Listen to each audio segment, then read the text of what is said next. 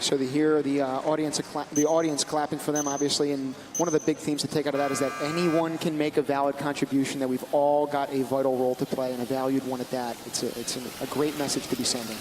It definitely is, and we'll see the United Kingdom hopefully doing well as we head into our next match. On Team Aqua, we have Oman, the UK, and Paraguay against Team Hydro with Italy, Lebanon, and Nigeria.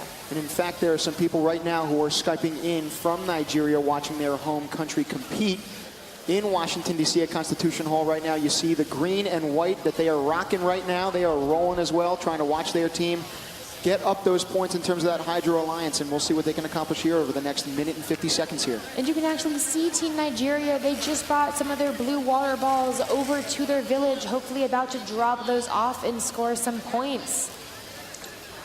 Now, it's an interesting departure trying to get from interviews back into the action, because this thing, I mean, it hits you in the head how much is going on right now on this field with these 6 robots that are working their tails off trying to get those points. You see a couple of them right now in the middle of that river, and then 2 on each side of that riverbank, kind of evenly distributed throughout this game. Yeah, and to briefly go over the rules a second, for those of you that were not here with us this morning, each one of those blue water balls that is dropped off into one of the corner goals is worth 1 point per team. And those orange balls representing contaminants are each worth 4 points if they're properly distributed into those lavatories on top of the bridge. You can see the little square up there on the top.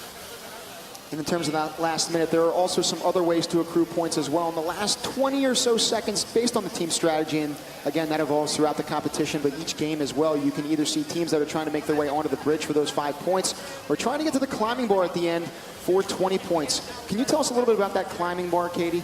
Yeah, so a hang is something that is very difficult for a robot to do because it requires sort of compensating for the robot's own weight. Anything you add to the robot to make the hang easier also makes the hang harder because the robot's now heavier.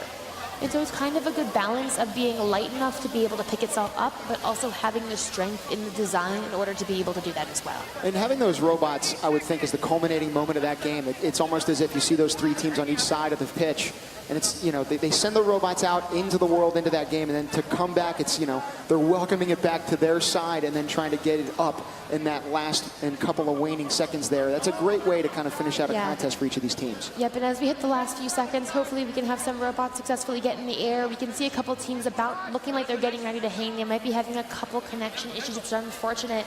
We can see one team on the Hydro Alliance pulling itself up in the last minutes, and ooh, it looked like it wasn't able to hold up. But hopefully they did well as the final scores come up. And congratulations to Team Aqua with Oman, the United Kingdom, and Paraguay for winning that 46-35.